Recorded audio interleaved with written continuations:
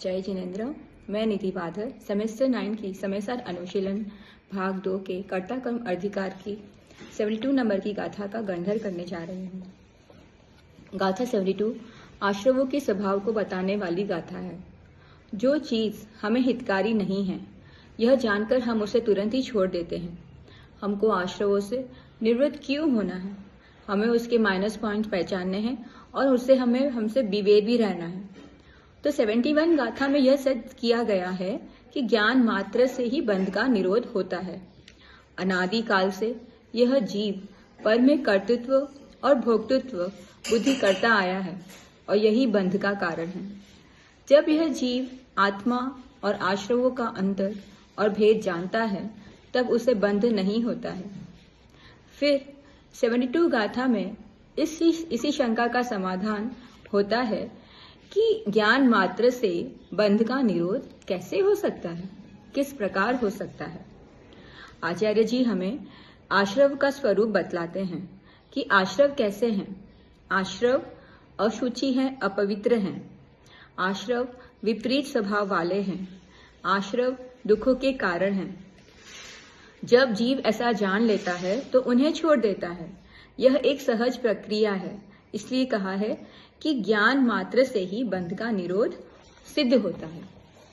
फिर अमृतचंद्र आचार्य ने आत्मख्याति टीका में सेवाल और जल के उदाहरण से समझाते हैं कि जिस प्रकार काई सिवाल जल का मेल है, जल की कलुषता है, जल पर वह ऊपरी भाग में दिखाई देते हैं, उसी प्रकार आश्रय भाव भी आत्मा का मेल है, कलुषता के रूप में ही अनुभव में आते हैं। इसलिए अशुचि है, अपवित्र हैं और भगवान आत्मा सदा ही अति निर्मल चैतन्य भाव से ज्ञायक भाव रूप से उपलब्ध होता है, अनुभव में आता है, अत्यंत शुचि है, पवित्र है।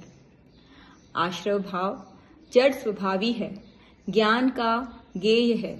वे चैतन्य से अन्य स्वभाव वाले हैं, विपरीत स्वभाव वाले हैं। भगवान आत्मा नित्य विज्ञान धन स्वभाव वाला, ज्ञान का पिंड, स्वयं ही चेतक जानने वाला है, चैतन्य से अनन्य स्वभाव वाला है। तीसरा पॉइंट, आश्रव आकुलता उत्पन्न करने वाले होने से दुख रूप के कारण है। भगवान आत्मा नित्य ही अनाकुल स्वभाव वाला होने से अकारण ही है। इस प्रकार दोनों में अंतर जानने पर, भेद जानने पर उसी समय आश्रवों से निवृत्ति हो जाती है, क्योंकि उनसे निवृत्त हुए बिना आत्मा और आश्रवों के भेद ज्ञान की सिद्धि ही नहीं होती है। हमेशा रहने वाला ज्ञान मात्र से अज्ञानजन्य पौद्गलिक कर्म के बंध का निरोध सिद्ध होता है। यह भेद विज्ञान आत्मा और आश्रवों के बीच ही करना है। उसमें न केवल भिन्नता है, अपितु परस्पर विपरीतता भी है। इस गाथा की टीका में आचार्य अमृतचंद्र ने आत्मा के साथ भगवान आत्मा विशेषण लगाया है, और वह भी 3 बार। यह भगवान आत्मा कहकर यह मेरी, हम सबकी आत्मा से हमको संबोधित करते हैं। फिर कहते हैं कि पाप आश्रव को सारा जगत दुख का कारण मानता है, परंतु यहाँ तो संपूर्ण आश्रय भावों को अर्थात पुण्य भावों को भी दुख का कारण बताया है। पुण्य भाव भी दुखी हैं, टेम्पररी हैं। पंचेंद्रिय विषय भोग टेम्पररी सुख देते हैं, और वो भी सुख देते हैं, ये हमें ऐसा भ्रम होता है। वास्तविक सुख है ही नहीं। पुण्य और पाप दोनों ही बंध के कारण हैं, शुभाशुभ भाव हैं, भाव आश्रव हैं। जैसे उदाहरण से हमको समझाते हैं कि जिस भाव से तीर्थंकर नामकरण का बंध होता है, वह भाव भी बंध का कारण होने से अशुचि है, दुख का कारण है। यहाँ पर आचार्य जी हमें डंके की चोट पर यह कहते हैं कि ये सभी आश्रय भाव अपवित्र हैं, जड़ हैं और दुखों के कारण हैं। यहाँ एकांत क्रिया नय और एकांत ज्ञान नय का खंडन किया गया है। जब राग की मंदता होती है और तद अनुरूप शरीर की क्रिया से धर्म मानते हैं, मंदिर जाते हैं, स्वाध्याय करते हैं, उपवास आदि क्रिया करते हैं, शांति पाठ करते हैं, शांति धारा वगैरह करते हैं और समझते हैं कि इससे बंध का निरोध होगा, तो वह क्रिया तो इस प्रकार का इस क्रिया नय का एकांत है। राग से भिन्न आत्मवस्तु में एकत्व रूप परिणमन करना, रमणता करना, यही सच्ची क्रिया है। आत्मवस्तु तो ज्ञान और आनंद का घन पिंड है।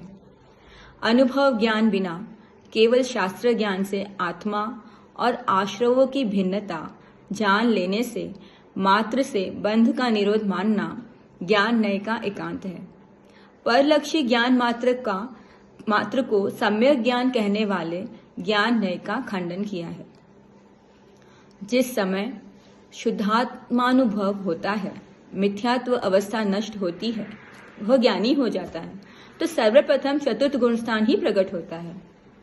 सम्यक दृष्टि जीव ज्ञानी ही है, क्योंकि वह अभिप्राय पूर्वक के आश्रवों से निवृत्त हुआ है। सम्यक दृष्टि होने के बाद परद्रव्य के स्वामित्व का अभाव है।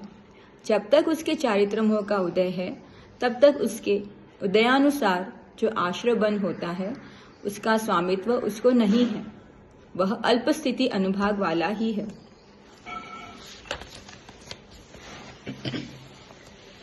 इस प्रकार अंत में इस निष्कर्ष पर हम पहुंचे हैं कि ज्ञान ही एक ऐसा साधन है कि जिसके माध्यम से कर्ता कर्म की प्रवृत्ति से निवृत्ति भी होगी और पौद्गलिक कर्म के बंध का भी निरोध होगा। अब यहाँ पर आचार्य अमृतचंद्र जी 47 कलश में उस ज्ञान की महिमा बता रहे हैं। पर परिणति को छोड़ता हुआ, भेद यानी शुभ अशुभ आश्रव के कथनों को तोड़ता हुआ यह अखंड और अत्यंत प्रचंड ज्ञान प्रत्यक्ष उदय को प्राप्त हुआ है। ऐसे ज्ञान में कर्ता कर्म प्रवृत्ति को कहाँ अवकाश है तथा पौद्गलिक कर्मबंध भी कैसे हो सकता है। तात्पर्य यह है कि ज्ञान रूपी सूर्य के अखंड यानी पावरफुल और प्रचंड तेज उदय होने पर कर्ता कर्म प्रवृत्ति और कर्मबंध का अंधकार नष्ट होता ही है। यह आत्मानुभूति की ही बात यहाँ पर की है, केवल ज्ञान की नहीं। आत्मानुभूति यानी कि अखंड ज्ञान की, और केवल ज्ञान में आश्रव नहीं आते हैं तो होता ही नहीं है, इसलिए यहाँ पर आत्मानुभूति की ही बात कही है। जब भगवान आत्मा अपने अनुभव में आता है तो मति श्रुत ज्ञान में उठने वाली विकल्प तरंगों का शमन हो जाता है, का नाश हो जाता है। अनंत अनुबंधी क्रोधादि कषाय एवं मिथ्यात्व भाव का अभाव हो जाता है। एक त्रिकाली ध्रुव निज भगवान आत्मा ही ज्ञान का ज्ञेय बनता है, अतः ज्ञान एकाकार हो जाता है। पर ज्ञेयों के निमित्त से ज्ञान में विभिन्न आकार झलकते थे, जिनके कारण ज्ञान अनेकाकार हो जाता था। आत्मानुभव के काल में ऐसा नहीं होता, अतः एकाकार ही रहता है। ऐसी स्थिति में पर के कर्तृत्व की बुद्धि कैसे हो सकती है और तत्संबंधी पौद्गलिक कर्म का बंध भी कैसे हो सकता है। इस प्रकार इस मंगलाचरण में उस ज्ञान ज्योति को अर्थात निश्चित रूप से सम्यक ज्ञान को ही नमस्कार किया है कि जय जिनेन्द्र।